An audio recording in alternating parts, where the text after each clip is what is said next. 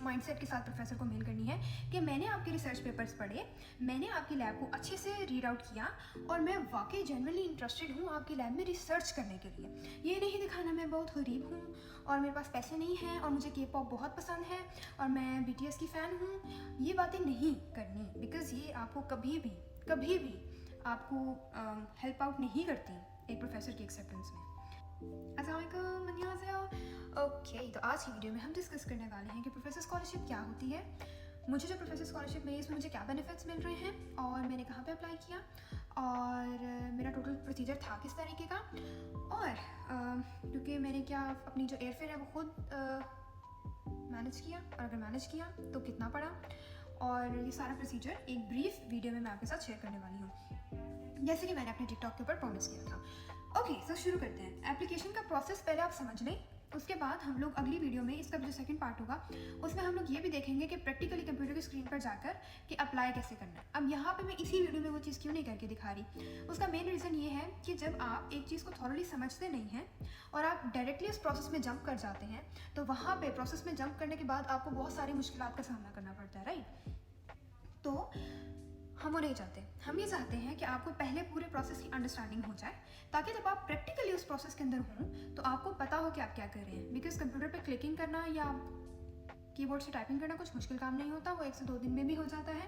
पहले आपको अंडरस्टैंड करना है इस प्रोसेस को, और अंडरस्टैंड करने का ये है क्या। सबसे पहले तो मैं ये बताना चाहिए कि प्रोफेसर स्कॉलरशिप होती क्या है। प्रोफेसर स्कॉलरशिप में बेसिकली आप एक प्रोफेसर को सिलेक्ट करते हो कोरिया की किसी भी यूनिवर्सिटी से। अब आप किसी भी मुल्क के किसी भी प्रोफेसर को सेलेक्ट कर सकते हो, मेथड यही रहेगा, लेकिन क्योंकि मेरा पर्सनल एक्सपीरियंस कोरिया का है तो मैं आपको कोरिया का बताऊंगी, राइट। तो आपने सबसे पहले क्या करना है, अपने गूगल पे जाना है। ये प्रैक्टिकली मैं आपको नेक्स्ट वीडियो में करके भी दिखाऊंगी, लेकिन फिलहाल पहले हमारा मेन कॉन्सेप्ट है इसको समझना। तो हम गूगल पे जाते हैं, गूगल पे कोरिया की यूनिवर्सिटीज़ को सर्च करते हैं, और हम लोगों ने इससे पहले यूनिवर्सिटी सर्च करने से पहले आपके माइंड में वो सब्जेक्ट होना चाहिए जिसको आप कंटिन्यू करना चाह रहे हैं, जिसको आप पढ़ना चाह रहे हैं, चाहे वो आर्ट्स का है, चाहे वो साइंसेस का है, चाहे वो बिजनेस का है, चाहे वो लॉ का है, व्हाटसएवर, ठीक है। आपके पास जो भी सब्जेक्ट है आप अपने माइंड में रखो कि आपने ये चीज़ करनी है फ्यूचर में। अच्छा, एक और क्वेश्चन जो सारे पूछते हैं वो ये कि क्या मैं सेकेंड ईयर के बाद अप्लाई कर सकती हूँ, क्या मैं अपना अंडरग्रेड करने के बाद अप्लाई कर सकती हूँ, इस तरह। तो आप कर सकती हैं बिल्कुल ना, अब आपने कर सकती हैं, कर सकते हैं दोनों, ओके। एनीवेज, आपने सबसे पहले अपने माइंड में बना लेना है कि आपका वो सब्जेक्ट क्या है जो आप पढ़ना चाह रहे हैं। अब फॉर एग्जांपल जैसे अगर मैं अपनी एग्जांपल बताऊं तो मैंने कहा कि मैं AI यानी आर्टिफिशियल इंटेलिजेंस के अंदर कोई चीज़ स्टडी करना चाहती हूँ। अब वो कंप्यूटर विजन भी हो सकती थी, वो मतलब ये AI की फर्दर फील्ड्स हैं। तो एक मेजर अपने दिमाग में सोच लें।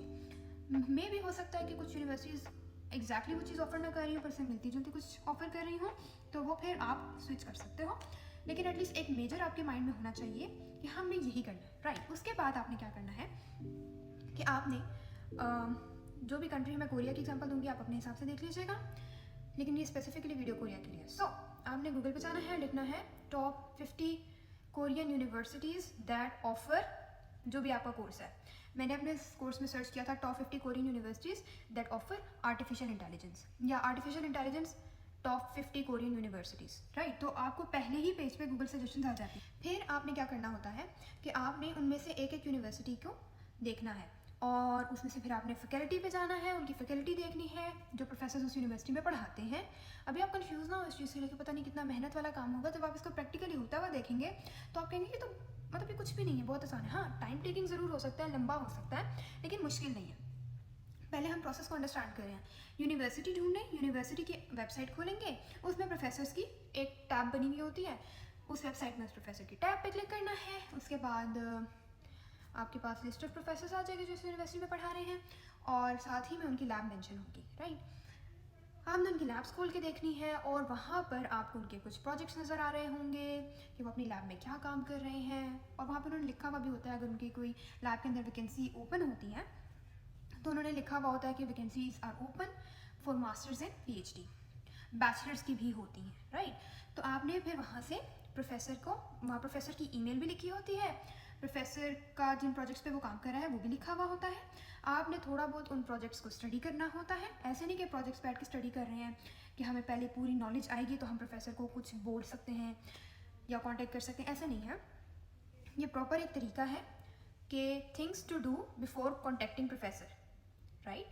तो ये वो वीडियो है और इसी में हम लोग डिस्कस करेंगे प्रोफेसर स्कॉलरशिप होती क्या है। तो जंपिंग करने से पहले हम लोगों ने ये चीज़ देखनी है, हमने प्रोफेसर के जो प्रोजेक्ट्स हैं, जो रिसेंट प्रोजेक्ट्स उसने किए हैं अपनी लैब के अंदर, हमने उनको खोलना है। पहले 2-3 को खोल लें या जो आपको अच्छा लग रहा है किसी एक को खोल लें, और किसी एक को खोलने के बाद आपको एक रिसर्च पेपर नजर आएगा जो उस प्रोफेसर ने अपना जो भी प्रोजेक्ट किया है उसको एक रिसर्च पेपर की फॉर्म में उन्होंने वहाँ पे पब्लिश किया होगा अपनी लैब में, राइट। आपको वो मिलेगा, आपने उस रिसर्च पेपर का एब्स्ट्रैक्ट उठा लेना है, सबसे पहला पैराग्राफ एब्स्ट्रैक्ट, राइट। आपने वो उठा लेना। एब्स्ट्रैक्ट बेसिकली एक रिसर्च पेपर की समरी होती है। आपने वो उठाना है, आपने वो स्टडी करना है, आपको समझ आ जाएगी कि इस पूरे रिसर्च पेपर में काम क्या हुआ है। अच्छा, लाजमी तौर पे आपने अपनी फील्ड के हिसाब से जो आप पढ़ना चाहते हैं उसके हिसाब से आपने यूनिवर्सिटी के प्रोफेसर की लैब देखनी है, ओके। तो आप जो रिसर्च पेपर्स में खुलेंगे तो आपको एटलीस्ट समझ आ रही होगी कि इसमें क्या लिखा हुआ है। आपने जाना है चैट जीपीटी पे, अगर आपकी खुद राइटिंग स्किल्स अच्छी नहीं है लेट्स से, ठीक है। चैट जीपीटी का आजकल सबको पता है कि वो क्या है, जिसको नहीं पता वो गूगल से जाके देखें। बेसिकली आपको राइटिंग वगैरह के अंदर हेल्प आउट करती है और ये फ्री है। तो आपने चैट जीपीटी के पास जाना है और उसको कहना है कि मुझे इसकी समरी निकाल कर दो और उसका पूरा एब्स्ट्रैक्ट वहाँ पे पेस्ट कर देना। चैट जीपीटी आपको समरी निकाल के दे देगी, राइट। अब आपने क्या करना है, अब टाइम होगा कि आपने प्रोफेसर को मेल करना है और उसको मेल करके ये बताना है कि मैंने आपका ये रिसर्च पेपर पूरा पढ़ा है और मुझे ऐसा लगता है कि मुझे आपका ये काम बहुत पसंद आया जो आपने इसमें ये काम किया। अब जो ये काम है वो काम होंगे जो आपने चैट जीपीटी ने आपको निकाल के समरी बताई है। तो आपको तो कुछ एफर्ट नहीं करनी पड़ी, राइट। वो तो चैट जीपीटी ने खुद से आपको निकाल के दे दिया। तो आपने बताया कि मैंने ये पढ़ा, मुझे ये अच्छा लगा और मुझे ऐसा लगता है कि आपका ये काम बहुत हेल्पफुल है। किस वजह से, जो भी प्रॉब्लम उस पेपर में सॉल्व हुई होगी वो आपने बताना है। अब ये भी सुन के थोड़ा फील हो रहा होगा यार मैं कैसे करूँगी अकेली या अकेले, तो टेंशन नहीं लेनी। मैं आपको नेक्स्ट वीडियोस के अंदर बताऊंगी कि ईमेल लिखते कैसे हैं, चैट जीपीटी को कैसे यूज़ करते हैं। हम प्रॉपरली एक वीडियो में बनाऊंगी जिसमें मैं कैमरा की अपनी स्क्रीन की रिकॉर्डिंग करूंगी और लाइव आपको एक ईमेल लिख के दिखाऊंगी कि किस तरह होता है और लैब में जाके दिखाऊंगी। लेकिन ये सारी चीज़ें आपको पहले से अपने माइंड में पता होनी चाहिए। आपके बेशक जो भी छुपे हुए मकासद हैं उनको अपने तक ही रहने दें, प्रोफेसर को मत बताएं। आपने बस उनको ये बताना है कि मुझे रिसर्च वर्क बहुत पसंद है, मैं ये सब कुछ करना चाहती हूँ आपकी लैब के अंदर, और फिर आप उनको कन्विंस करेंगे कि you are a good option कि प्रोफेसर आपको हायर करें। नाउ प्रोफेसर आपको कुछ स्टाइपेंड देता है और वो स्टाइपेंड से आप अपने मंथली एक्सपेंसेस भी पूरे करते हैं, और अगर ट्यूशन फीस कवर नहीं करा तो ट्यूशन फीस भी देते हैं। मोस्ट ऑफ द केसेस में ऐसा होता है कि ट्यूशन फीस नहीं कवर होती, कुछ में होती है कि कवर हो जाती है और फिर आपको साथ में मंथली अलाउंस मिल रहा होता है। इन एनी केस आपका गुजारा हो जाता है। तो यस, ये है प्रोफेसर स्कॉलरशिप। और एयर फेयर कवर नहीं होता। हाँ, एयर फेयर जो है वो मैंने अपना खुद कवर किया था और मेरी 1 वे टिकट है और मेरा 1 साल का वीज़ा है, अभी सिंगल एंट्री है। तो ओके, मेरे तकरीबन जो टिकट हुई है वो 2,15,000 में हुई है। तो यस, टिकट के इतने अखराज आ सकते हैं, आप माइंड में 2 से 3 लाख रख लें 1 वे का।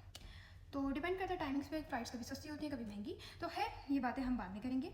अभी तक के लिए आपके माइंड में आ गया कि प्रोफेसर स्कॉलरशिप होती क्या है और प्रोफेसर स्कॉलरशिप अप्लाई करने से पहले किन चीज़ों का दिमाग में आपको होना चाहिए। ओके, नेक्स्ट वीडियोस में हम लोग प्रॉपरली इस चीज़ को देखेंगे कि प्रोफेसर स्कॉलरशिप कैसे अप्लाई करते हैं और मैं अपनी स्क्रीन के ऊपर आपको अप्लाई करके दिखाऊंगी। Okay, that would be a long video दो।